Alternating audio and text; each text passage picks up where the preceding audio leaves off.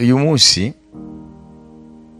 tumaze kumva amahitamo y'umuntu, no kuvuga iyo tuvuze amahitamo hari ikindi kiba kirimo ubushake.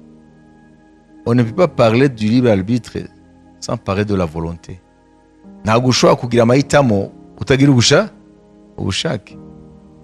ubushake. Libre volonté. Ese computer yagira ubushake kubera iki? Kuko ikora muri programme bayiha, ntabwo izavuga ngo ndashaka indi.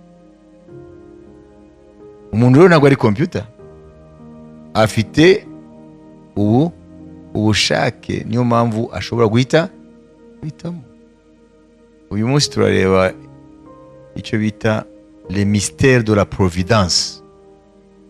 Nashakishije mu Kinyarwanda nishobora kubivuga tel que biri, turashakisha amagambo asobanura ibyo, ariko mu Gifaransa les mystères de la providence. Yewe nagerageje kureba mu Kinyarwanda icyo twavuga, navuze ni ibyaremwe, ntabwo ari traduction littérale, ubwo ntabwo twabivamo. Ibyaremwe byose biri mu kuboko kw'Imana. Ibyaremwe byose biri mu kuboko kw'Imana, hanyuma tubaza kubona icyo Imana ibasha kubikoza.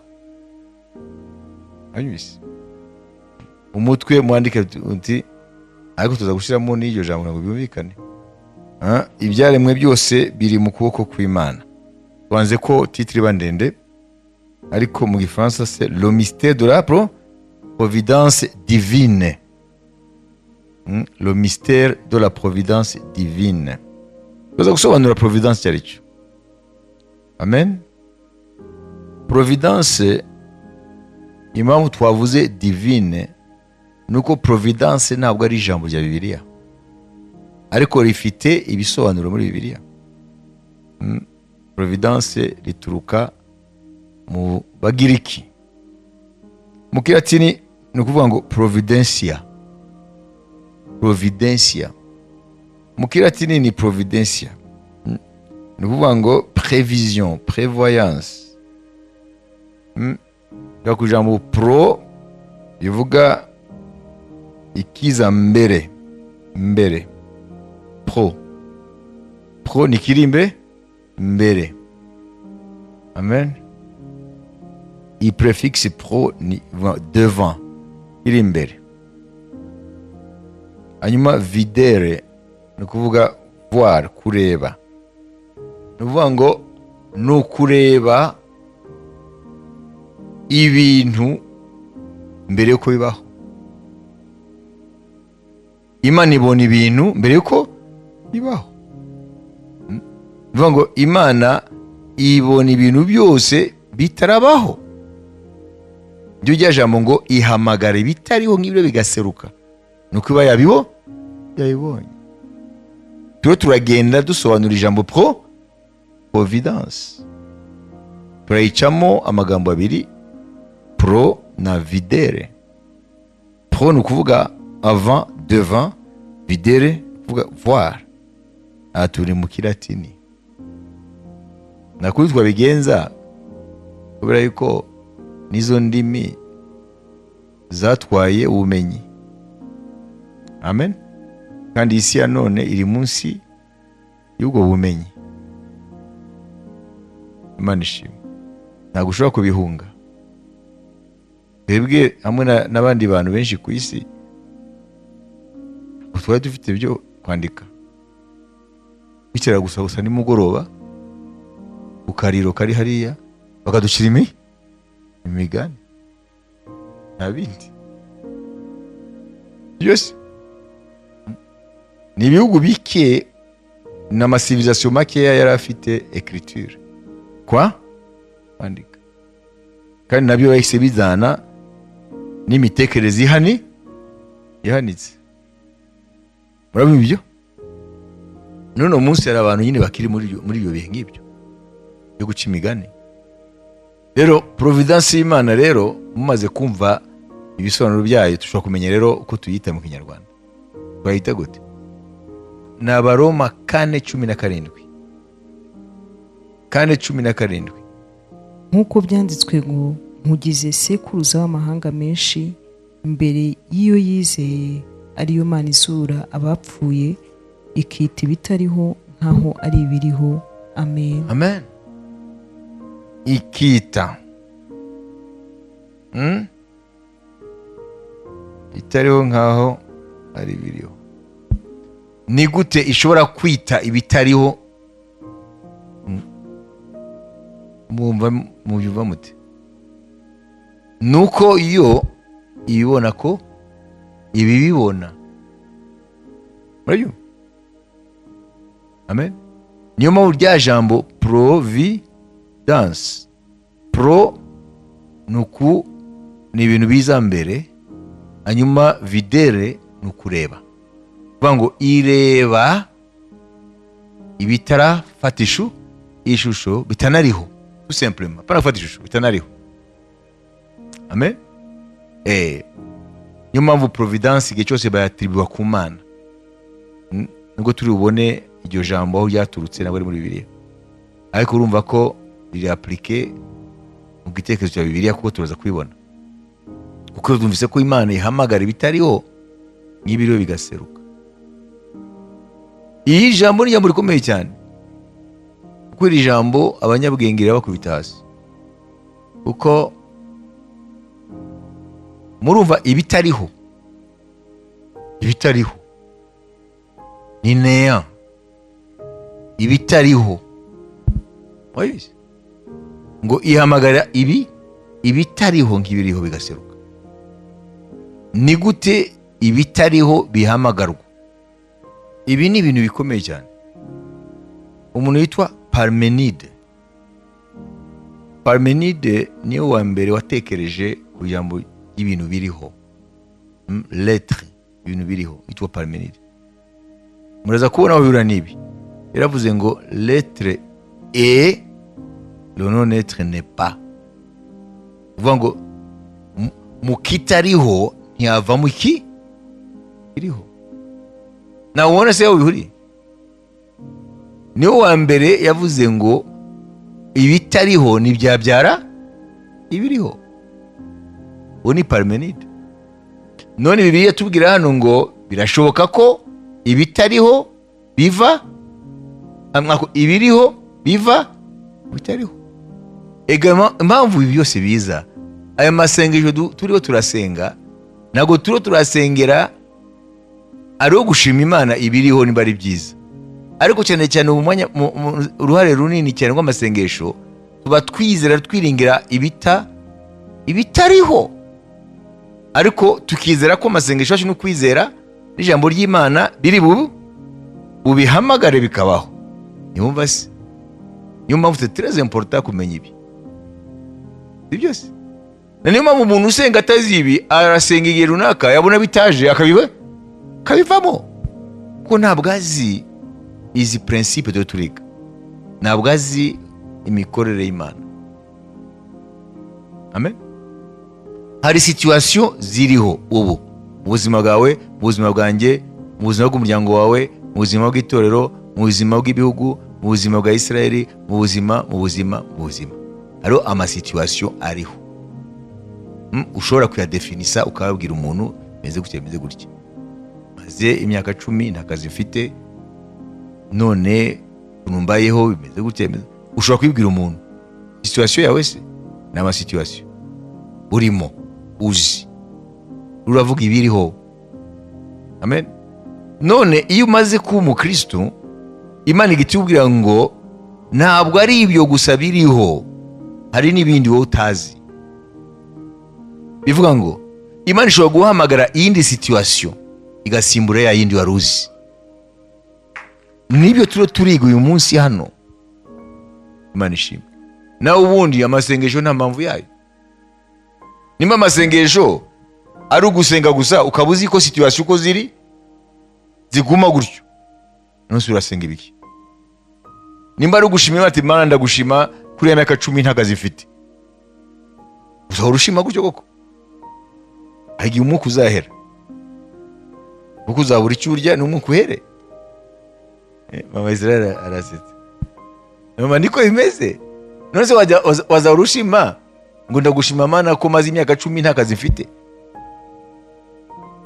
Ukwiye kwizera ko Imana ifite iyindi situation yasimbura iyo. Imana ishimwe. Ukiye kwizera ko hari iyindi situation Imana yasimbuza iyo. Hari ibindi bihe bitandukanye n'ibyo urimo Imana yagute yazana. Gute? Kubera ko hari ibyo Imana ibona bitaranabaho. Mwabyumvise? Turaza kubibona. Ibi bituremamo imbaraga zikomeye. Ntabwo tunyiganyezwa. Ko tuba tuzi ko ibyo tureba ntabwo ari ibyo gusa. Hari ibindi bitari ibyo tureba. Amen. Kandi bishobora guseruka bigafata ishusho bikimura bya bindi. Amen. Imana ishimwe. Ongera dusomeraho. Nk'uko ibyanditswe ngo nkugize sekuruza w'amahanga menshi, imbere y'iyo yizeye ariyo Mana izura abapfuye, ikita ibitariho nk'aho ari ibiriho. Amen. Nk'aho ari ibiriho. Amen. Ubwo rero umutwe ijambo ry'uno munsi twahise gute? Les mystères de la providence divine. Amen. Alléluia. The mystery of divine providence. Hein? The mystery of divine providence. Les mystères de la providence divine. Mu kinyarwanda twavuze ngo ibintu byose biri mu maboko y'Imana. Noneho mu gusobanura niyo umuntu aza kumva uwo mutwe icyo uvuga. Kuko ntabwo twabona ukuntu dusobanura iyo titre. Imana ishimwe. Ariko abazi izo ndimi mubimenye. Les mystères de la providence divine. The mystery of divine providence. Wabyumvise?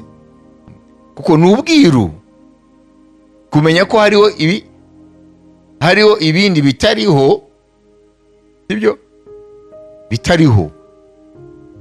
Hanyuma ibyo bintu bikizerwa, hanyuma bigaseruka, n'ubwiru butemerwa n'ubwenge bwa kamere.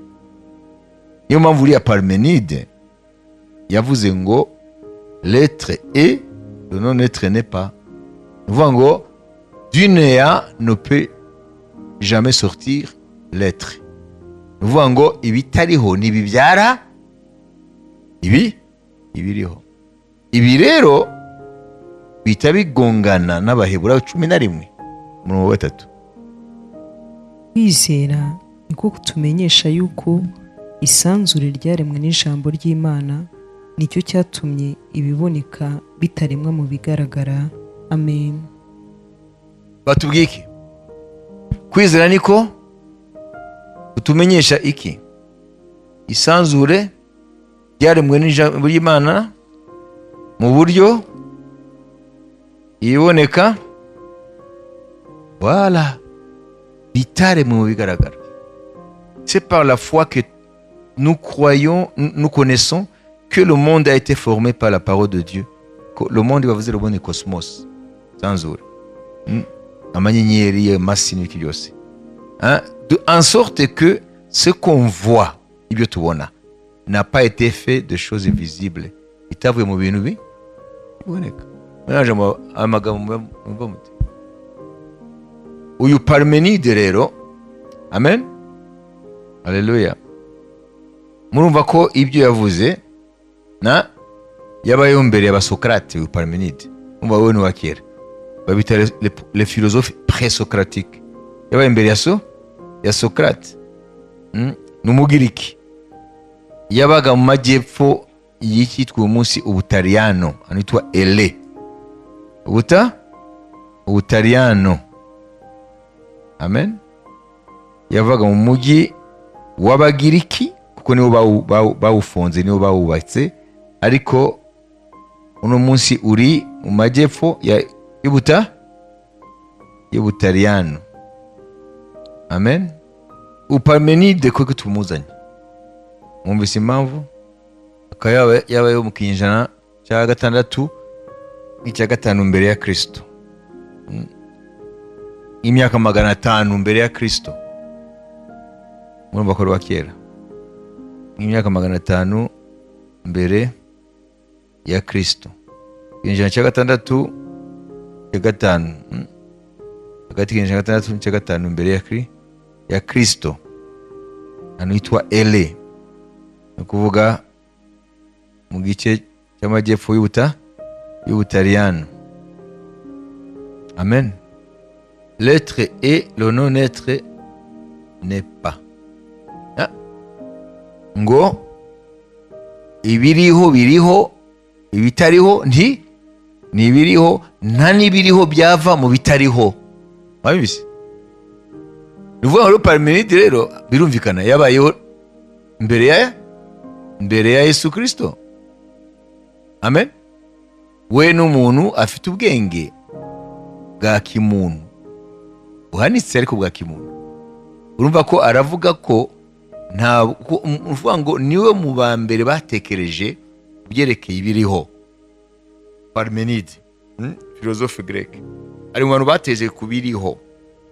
None akavuga ati ibi biriho ntabwo byumvikana ko byava mu bitariho, niko yavuze. Ariko twumvise mu jambo ry'Imana ko ibiriho tubona, isanzure n'ibirimo byose natwe turimo, ngo ijambo ry'Imana riratubwira ngo ntibyavuye mu bigaragara, byaremwe n'ijambo ry'Imana, byahamagawe n'ijambo ry'Imana.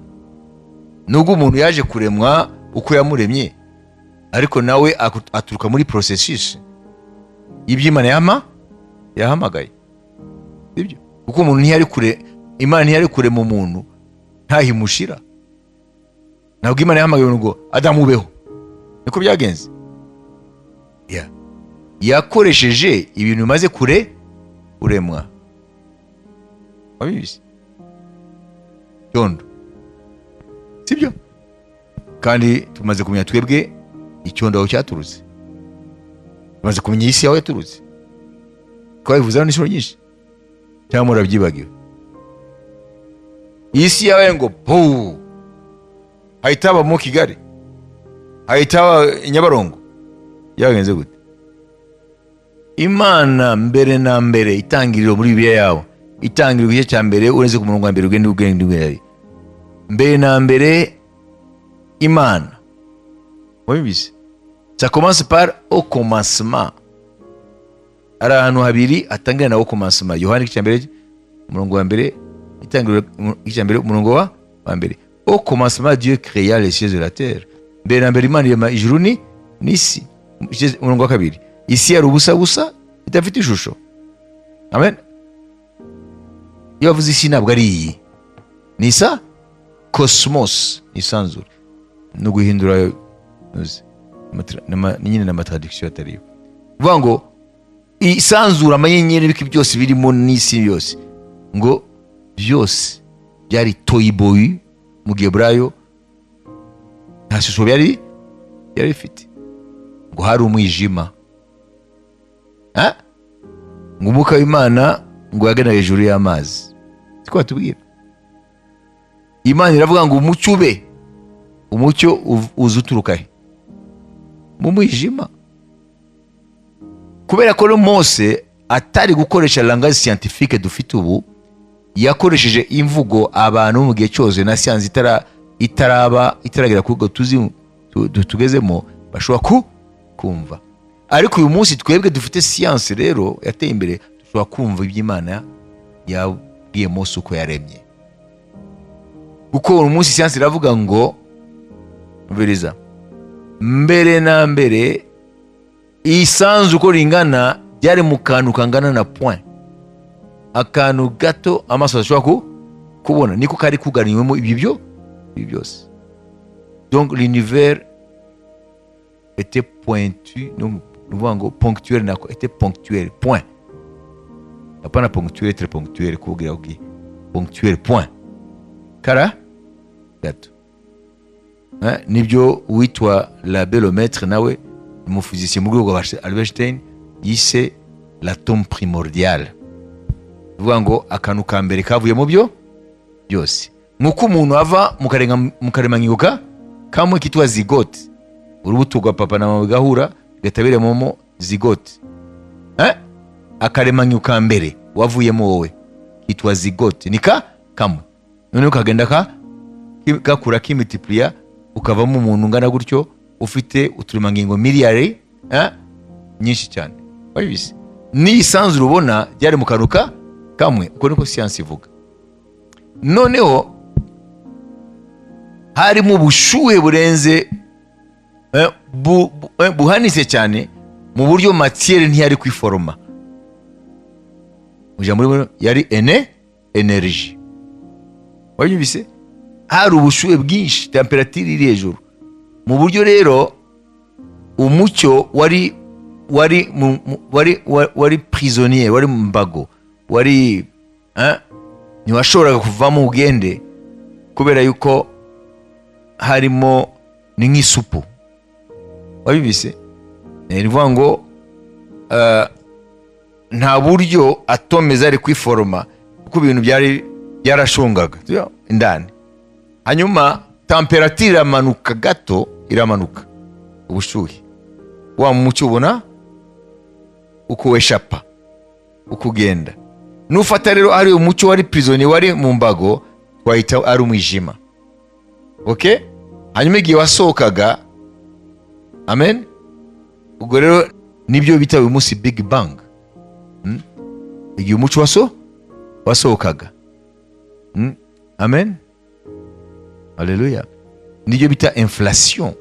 Noneho umucyo maze gusohoka, amen, noneho amagaze nka hydrogene y'iki byose bitangira rero kurema amanuwayo ya mbere avamo amatome. Noneho n'amategeko rero ya rukuruzi n'andi yose bitangira gukora.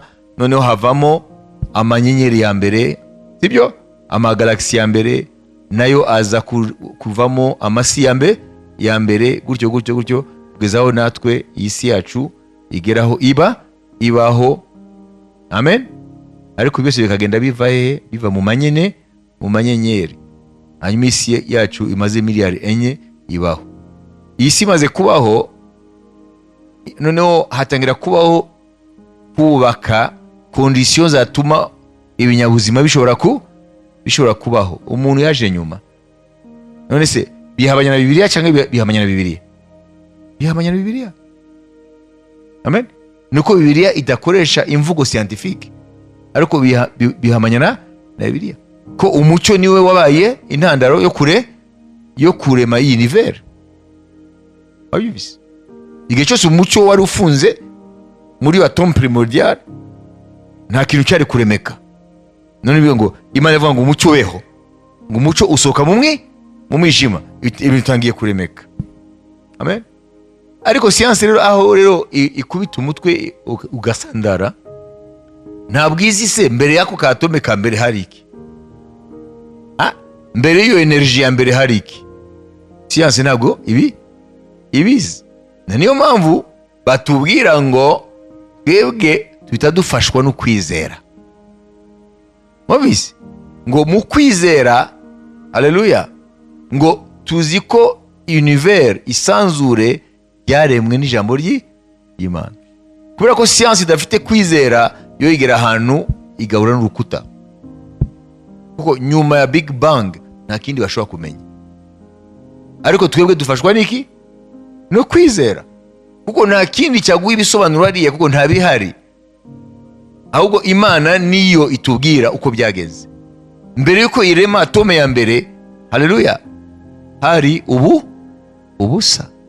Nuvuga ngo univers aho yaturutse muri néant, yaturutse mu busa. Nijyo Aheburayo 11:33 batubwira. Kwizera niko kutumenyesha ko ibisanzure n'ibirimo byaremwe n'ijambo ry'Imana. Ya kabiri, kwizera mu buryo ibiboneka ni byavuye mu bigaragara. None se byavuye? Nimba ibyo tubona bitavuye mu bigaragara byavuye muri néant. Ariko néant ku Mana ntabwo iriho. kuko imana ngo ireba ibintu bitariho ikabireba nk'ibiriho. Urabyumva? Ubwo rero uriya Parmenide rero ntabwo umuntu yamugaya, niho ubwenge bwa kimuntu bugarukira. Ariya madubu yariye ba bana batutse Elisa yavuye, yari ahari, yahise avuka, nyuma arakura. Elisa yarabavumye, idubu zirabarya. Abavandimwe, ntabwo niwe ndashaka kubakomplika. Mutamenye ibi niyo musingi wo kutacogora mu masengesho. Kuko umusenzi aguma areba ibyo ntibihinduka. Atamenye ibi rero ntashobora kwihangana kwezaho ibitariho biseruka. Wabyumvise? Noneho providence ni iki? Providence ko byose biri mu maboko yayo. Amen. Ibyo yaremye n'Imana yabiremye, n'Imana ibungabunga. Mwabyumvise? Mubimenye ibyo.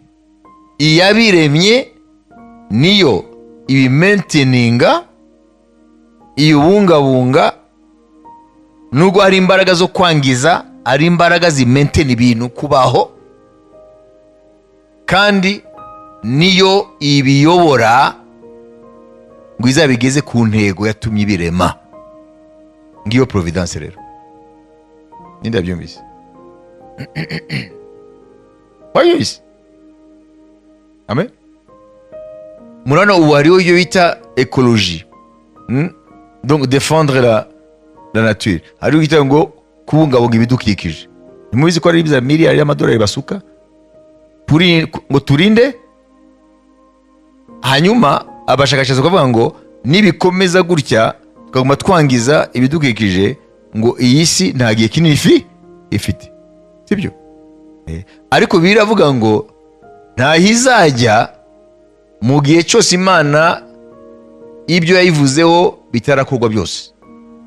Kuko Yesu akwiye kwima muri isi ingoma y'imyaka 1000. Wayumvise? Ni ukuvuga ngo rero providence ni ukuvuga ngo Imana yamenye byose bitarabaho, irabihamagara birabaho, biva mu busa, ntabwo yahise igenda ngo ibireke. Iracyabibungabunga, iyo ibiyobora ibiganishe ku ntego yatumye ibihamagara. Ngiyo providence rero mu Kinyarwanda. Abaroma 11:36. Kandi byose ari we bikomokaho, akabibeshaho, akaba ari nawe tubikesha, icyubahiro kibike iteka ryose. Amen. Amen. Akabibeshaho. Ni mwabyumvise se? Mwabyumvise? C'est ça la providence. Iyo niyo bita providence rero. Mwabyumva? C'est de lui, par lui et pour lui que sont toutes choses. Nuvuga ngo byose bikomoka kuri yo, bibeshwa ho nayo, kandi byose nibyayo. Pour lui. Ariya ngo tukabikeshayo. Mwabyumvise? Byose bikomoka kuri yo, niyo ibibeshaho, kandi byose nibyayo. Uyu murongo ukubiyemo teoloji yose. Mwabyumvise? Umviriza. C'est de lui, par lui et pour lui que sont toutes choses. Byose bikomoka kuri yo, bibeshwaho nayo, kandi ni ibyayo, biriho ku bwayo. Urumva? Byose bikomoka kuri yo, nibibeshaho, kandi biriho ku bwayo. Ibi bifite ingaruka zikomeye mu myizerere yacu, nimba utabizi wowe. Amen. Haleluya. Bifite ingaruka zikomeye mu kwizera kwacu. bifite ingaruka zikomeye. Abakorinto ba mbere ibice 3 ku murongo wa 21 na 22 batubwira irindi jambo rimeze nk'iryo. nuko ntihakagire umuntu wirata abantu, kuko byose ari ibyanyu, naho yaba Pawulo cyangwa Apolo cyangwa Kefa cyangwa isi cyangwa ubugingo cyangwa urupfu cyangwa ibiriho cyangwa ibizaba, byose ni ibyanyu. Amen. Namwe muri aba Kristo, Kristo nawe ni uw'Imana. Amen. Byose birangiriye he? Ku Mana. Wewe. Amen. Byose birangiriye he? Mana. Kuko byatangiriye muri yo. Hari na kimwe cyavuyemo?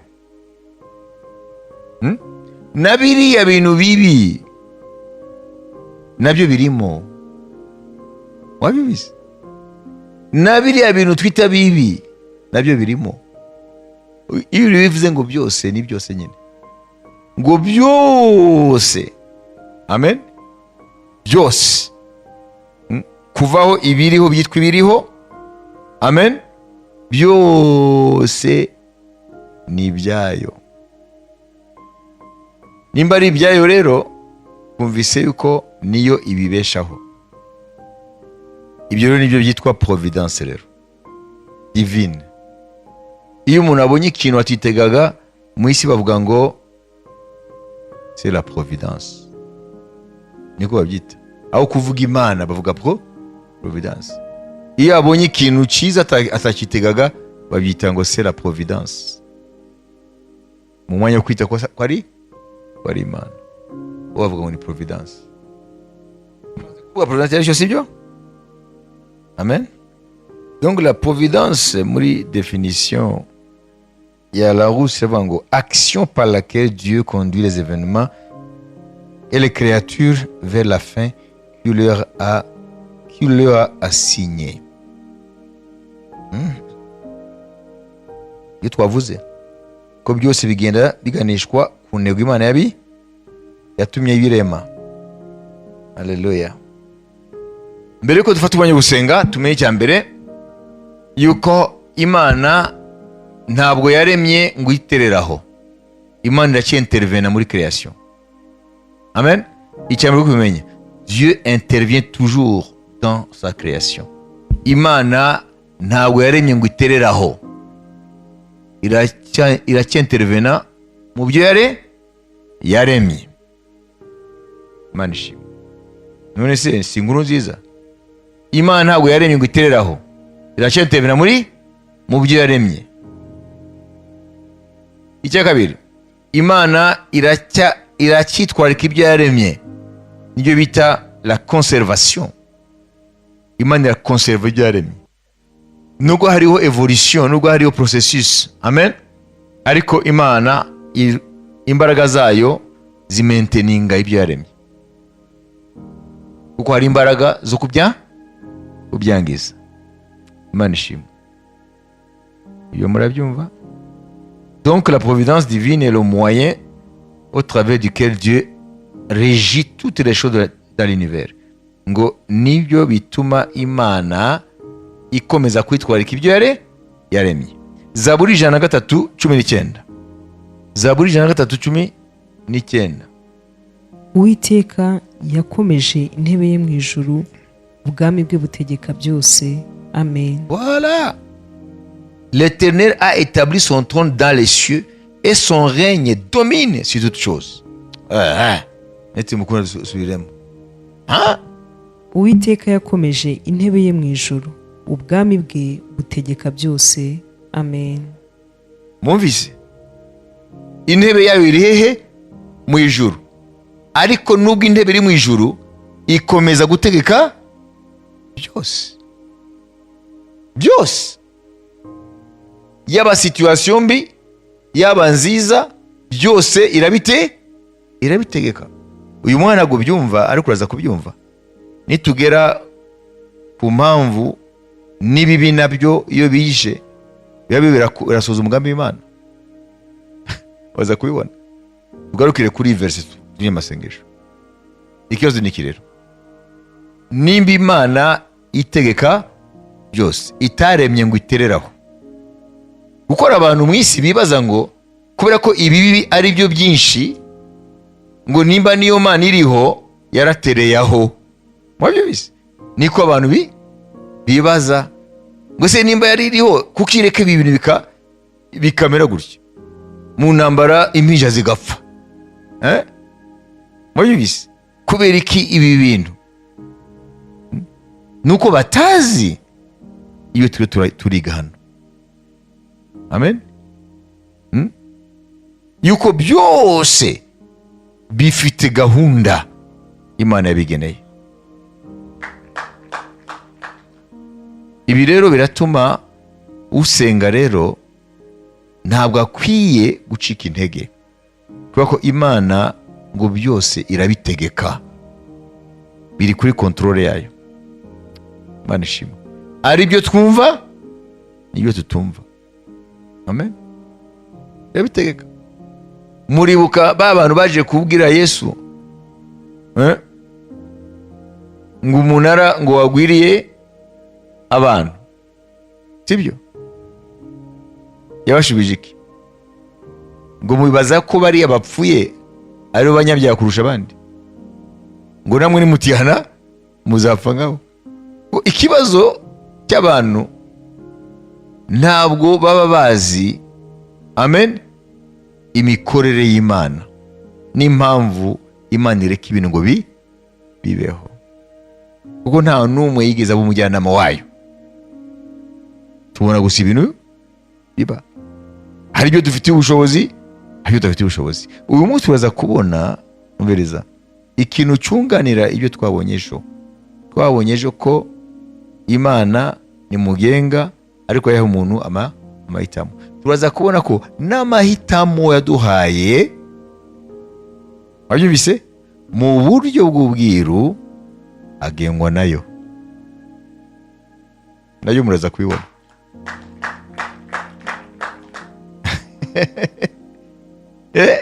Est-ce que Dieu nous a piégés? Imana yaduteze umutego? Oya. Wowe urabyuka mu gitondo ukagenda ukaba uzi ko ari amahitamo yawe yatumye ugenda hariya. Turaza kubibona. Amen. Haleluya.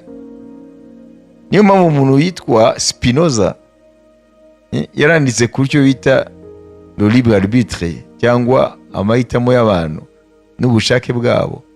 Aravuga ngo turibeshya ngo nitwe twihitiramo ibintu, ngo nk'uko ibindi byaremwe byahawe umuyoboro uko bikwiye kubaho, ati natwe nubwo twitwa ko twahawe umudendezo wo guhitamo, wayumvise, ariko hari n'itegeko tutazi, amen, ngo riyobora n'amahitamo yacu. Wayumvise? Igitangaza. Birumvikana ko Spinoza ntabwo yizeye Imana twe twizera. We yavuze ko ibyaremwe nibyo Mana, ngo iteko riri mu byaremwe ngo niryo dukoreramo, mu buryo twishuka ngo dufite amahitamo. Naho hari itegeko rigenga n'amahitamo yacu tutabizi. Muraza kubibona muri Bibiliya ko uyu muntu Spinoza twabonye ejo bundi yuko afite agace k'ukuri, nubwo yaje kuyoba, wanyumvise, ariko ariko akantu k'ukuri yavuzeho. Amen. Nuko Imana yacu siyo Mana ye. Imana yacu ntabwo ari nature. Isanzwe ryararemwe ntabwo ari Imana. Imana iri hanze y'ibyo yaremye kandi ikaba mu byaremwe ibikoreramo, ariko ntabwo wakonfunda Imana n'ibyo yaremye, biratandukanye. Fata iminota 5. Haleluya.